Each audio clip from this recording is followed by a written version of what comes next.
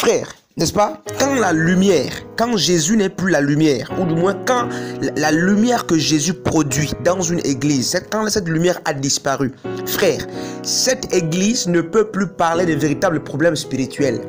Matthieu 6, 33.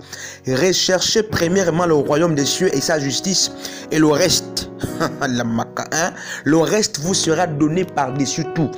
Quand Yeshua, Jésus, n'est-ce pas, le soleil levant, a cessé d'être la lumière d'une église, cette église change automatiquement le message. Frère, cette église parle d'une sanctification charnelle.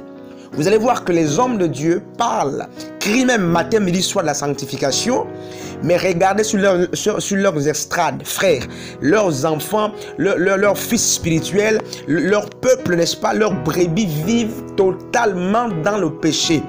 Frère, mais ces hommes vous disent qu'ils parlent, ils prônent la sanctification. Frère, mais ils sont dans la complaisance. Tous les anciens, aucun ancien n'est marié, frère. Ils sont dans le concubinage. Et là, on vous dira que c'est l'église de Dieu, c'est l'église de Yeshua qui est censée prêcher la sanctification. Quand Jésus n'est plus la lumière, frère, les chantres vivent comme ils veulent. Les musiciens vivent comme ils veulent. Le peuple fait ce qu'il veut. Mais les leaders, n'est-ce pas, trouvent des diversions. Les sujets d'intérêt sont autres. On accuse. Mais frère, personne ne veut parler de vrais problèmes. Quand Jésus a cessé d'être la lumière, bien aimé le Seigneur, la lumière d'une assemblée ou d'un homme, frère, mais c'est des business qui ont pris la place. Aujourd'hui, on invite un homme de Dieu, un frère qu'on connaît, on sait qu'il partage, n'est-ce pas, notre message, notre faux message. Il vient, il fait un séminaire, alors à la fin du séminaire, il distribue des enveloppes. Parce qu'il sait, n'est-ce pas? Et alors que le culte est fini ou le séminaire programmé est fini, et c'est même les séminaires qu'on programme dès la fin du mois, à partir du 25-26, parce qu'on sait, n'est-ce pas, que mais beaucoup ont touché le salaire. Alors, l'homme de Dieu et son invité commencent à partager le butin. Le butin de la guerre, frère, parce qu'ils ont dépouillé les veuves, ils ont dépouillé les élèves, ils ont dépouillé les orphelins. C'est du vol. Et dans de telles assemblées, frère, nous le disons haut et fort, Jésus n'est pas la lumière. Jésus n'est plus la lumière. Et quand c'est le tour de l'autre, voilà, il y a la fin ici, il invite aussi l'autre, et l'autre va, il fait la même chose. Frère, alléluia. Il y a des vrais problèmes. L'église est malade et ils veulent qu'on se taise. Frère, nous sommes appelés à crier parce que nous sommes les coqs de cette génération, frère. Le coq chante. Matthieu 25, 6. Au milieu de la nuit, c'est-à-dire à minuit, un cri. Un cri se fit entendre. Voici, l'époux vient. Allez à sa rencontre, frère. Quand l'église est éclairée, ou du moins quand l'église a la lumière de Yeshua, c'est la sanctification. En fait, le message est centré totalement sous les choses du royaume. On ne prêche que le royaume, frère, parce que nous sommes les enfants du royaume. Frère, acte 8, Simon le magicien, bien-aimé dans le Seigneur, était en train de séduire la Samarie pendant plusieurs années.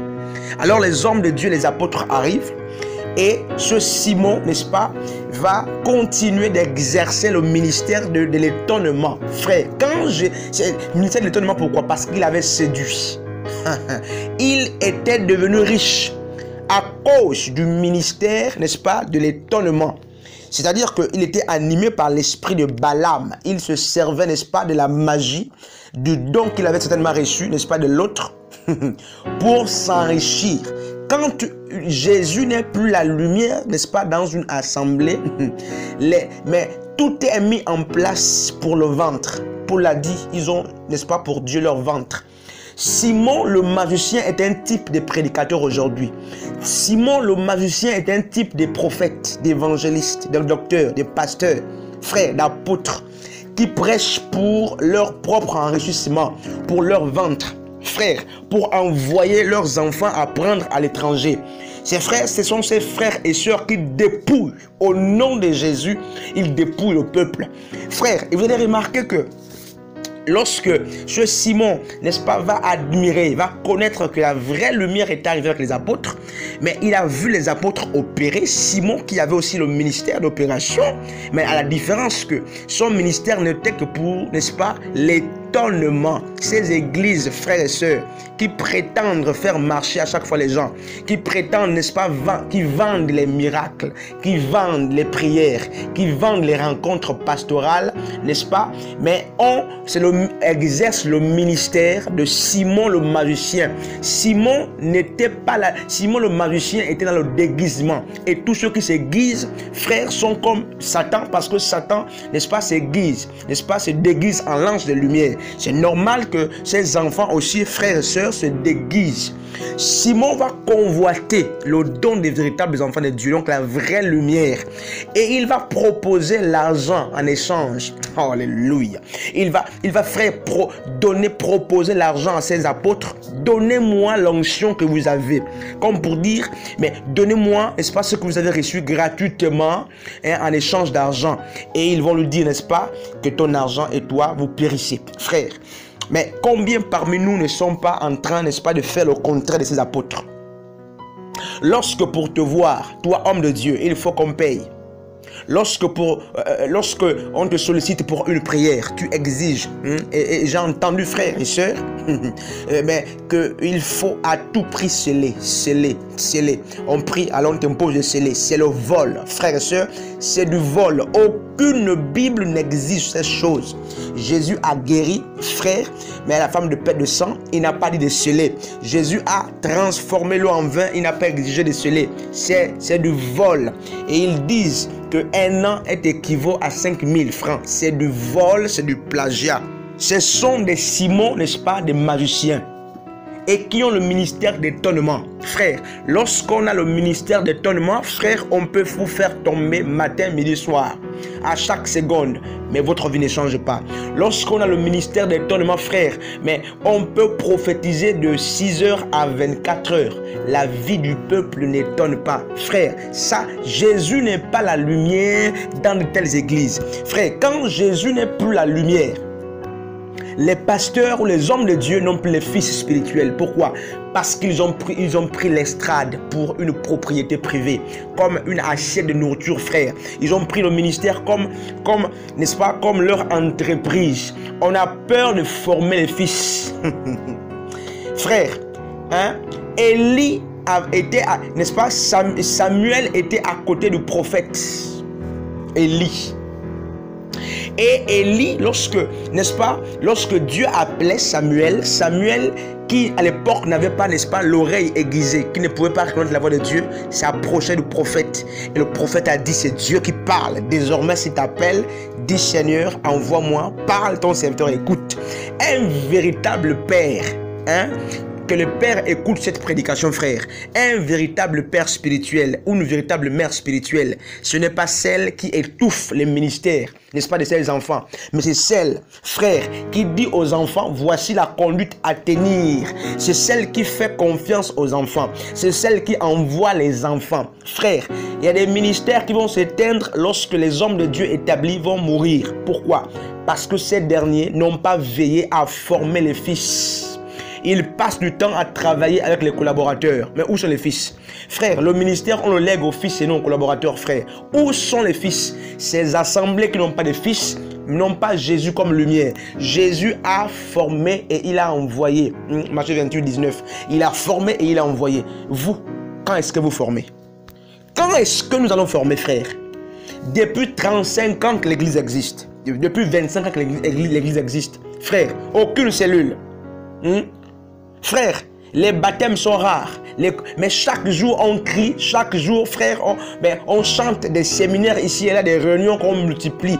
Pas de changement, la sécheresse, Jésus n'est plus. On prétend chasser, on prétend, n'est-ce pas, combattre le péché et faire la promotion de la sanctification, mais tous nos anciens que nous avons nous-mêmes établis sur le péché, ça veut dire que nous sommes nous-mêmes contradictoires avec notre prédication. tous nos centres là, n'est-ce pas, sont dans la fornication, l'adultère, personne ne voit. Mais les enfants dans la fornication, l'adultère, personne ne parle. Mais mes frères, mais quand même nous prêchons la sainteté, nous prêchons la sanctification et nous établissons des personnes, n'est-ce pas, qui vivent très mal. C'est l'hypocrisie. Ça veut dire que Jésus n'est plus la lumière, n'est-ce pas, de ces assemblées. C'est ça l'évangile, frère. Quand Jésus n'est plus la lumière, l'église est dirigée par un seul individu. C'est lui qui coque, c'est lui qui décide de tout. Frère, dans Actes des Apôtres, aucune église n'a été dirigée par un seul individu, frère. Soit il y avait toujours un pasteur ou un homme de Dieu à la tête, mais il était toujours entouré des anciens. Le conseil des anciens, frères, est même capable de destituer un pasteur. Mais nos églises aujourd'hui, c'est le pasteur qui coiffe. Parce que dit-il, c'est moi qui ai reçu la vision. Ça, ce sont des églises, frères, pyramidales. Ce sont des églises, n'est-ce pas, dans lesquelles Jésus n'est plus le modèle à suivre. Jésus n'est plus la lumière dans cette église. Parce que quand Yeshua est la lumière dans une église, cette église marche conformément, n'est-ce pas, au fondement des apôtres et des prophètes. Éphésiens 2, 20. Frère, est-ce que l'assemblée où tu es est encore, n'est-ce pas, gérée par la lumière véritable de Jésus? Est-ce que la manière de vivre, notre manière de vivre aujourd'hui, est, n'est-ce pas, le reflet de la véritable lumière? Jésus était pieux, il a marché dans la sanctification, Jésus dénonçait le péché, n'est-ce pas? Et Paul a dit, Éphésiens 5, 11, nous n'avons pas à prendre part aux œuvres mortes. Comment comprendre que Jésus est la lumière et nous camouflons la fausseté? Nous camouflons la fausseté. Nous camouflons la fausseté au nom de l'amour. Frère, l'amour ne soutient pas la fausseté. L'amour ne soutient pas la fausseté. Frère, si au nom de l'amour, nous commençons à bafouer l'évangile de Dieu, sachant que nous avons dévié, nous avons, n'est-ce pas, changé, n'est-ce pas, de lumière, nous avons changé de chemin. Jésus n'est plus notre source de lumière. Quel type de lumière t'éclaire? Quelle source de lumière t'alimente aujourd'hui? Est-ce que tu as produit ta propre lumière? Est-ce que ta lumière vient encore de Jésus? Ou ce sont des hommes qui produisent, n'est-ce pas, ta lumière? La lumière véritable, n'est-ce pas, qui est l'image de Jésus, lorsqu'elle vient, frère, la Bible dit qu'il n'y a pas, n'est-ce pas, mais il n'y a pas de lien, de rapport entre les ténèbres et la lumière. Frère, la véritable lumière ne fait pas de complaisance ou de diplomatie avec le péché, avec la fausseté. Des frères et des sœurs qui sont depuis 30 ans dans les assemblées, ils ne changent pas, ils savent que ces assemblées n'ont pas la vie. Ces assemblées sont pour la plupart, n'est-ce pas, dédiées à Satan. La preuve, Matthieu 7 dit quoi, à partir du verset 16, on reconnaît l'arbre à son fruit. Donc pour connaître l'assemblée de Yeshua, pour connaître que cette assemblée est de Dieu, regardons le fruit. C'est quel fruit? Les divisions, les querelles, le péché, l'adultère, la fornication, la guerre. Quand un frère quitte une assemblée, il devient votre ennemi. Vous êtes des charnels, vous êtes des païens. Et frère, mais de telles personnes, si ça ne change pas, c'est l'enfer. Quand une sœur dit je vais voir ailleurs, on dit cette sœur n'est pas spirituelle. Il faut qu'elle reste en captivité. Frère, les âmes de Dieu ne sont pas, n'est-ce pas, établies pour être en captivité. S'il n'y a pas la vie, l'âme a le droit de quitter. Et tu ne pêches pas quand tu quittes un milieu qui n'a pas la vie. Au contraire, tu commets un péché, n'est-ce pas, en restant, parce que c'est l'habitude, c'est l'église de mon père, c'est l'église de ma mère, c'est l'église de ma tante. Oui, c'est ma tante qui est pasteur, c'est mon oncle qui est pasteur. Je dois y rester par complaisance et par amour pour lui. C'est de l'hypocrisie. C'est de l'hypocrisie. C'est de l'hypocrisie. Si Jésus n'est plus dans cette église, frère, si la gloire de Dieu est partie d'un milieu, frère, quittez ce milieu. Parce que, mais nous sommes dans des milieux en tant que chrétiens parce que Jésus est. Alors si Jésus se retire d'un milieu, mais qu'est-ce que tu continues de faire? Si la lumière se retire, frère, c'est que désormais, ce sont les ténèbres qui règnent. Alors, Ikabod, la gloire de Dieu est partie. Il faut la suivre, cette gloire. Ou à la limite, il faut la ramener. Mes frères, si elle ne revient pas, mais ne restez pas dans un milieu où la gloire a disparu. Ne restez pas dans un milieu Ikabod, c'est-à-dire un milieu, n'est-ce pas, mais où la gloire de Dieu n'est plus. Beaucoup d'églises aujourd'hui sont des tombes. Tant bien et des miracles, frères, c'est des tombes, Charles, c'est la mort spirituelle. Ils mangent la manne de la terre. On ne prêche que les choses de la terre. On ne prêche que la prospérité. prospérité, l'onction de la terre, on ne prêche que l'argent, les mariages. Frère, mais quand vous regardez le fond, la gloire de Dieu n'est plus. La lumière n'est plus. Frère, l'heure est à la décision. Frère, soit nous continuons de rester dans un milieu, n'est-ce pas, où la lumière ne règne plus, mais soit nous partons, nous suivons la lumière, parce que frère, quand la lumière n'est plus, la place est désormais, n'est-ce pas, aux ténèbres. Et maintenant, examine-toi, frère et soeur, là où tu es, la vie que tu mènes, ressemble-t-elle réellement à la vie de la lumière? Ressemble-t-elle, n'est-ce pas, à la vie du soleil, de Jésus-Christ, le milieu dans lequel tu évolues, l'enseignement que tu reçois matin, midi, soir, qui consiste à te vendre l'eau, qui consiste, n'est-ce pas, à toujours donner les enveloppes aux gens, qui consiste à prêcher la prospérité aux gens. Frère, est-ce que c'est le message qu'il faut pour ton salut, toi en tant qu'enfant du royaume? Est-ce que c'est un tel message terrien qu'on doit te prêcher, ou plutôt c'est le message du royaume qu'on doit te prêcher, frère?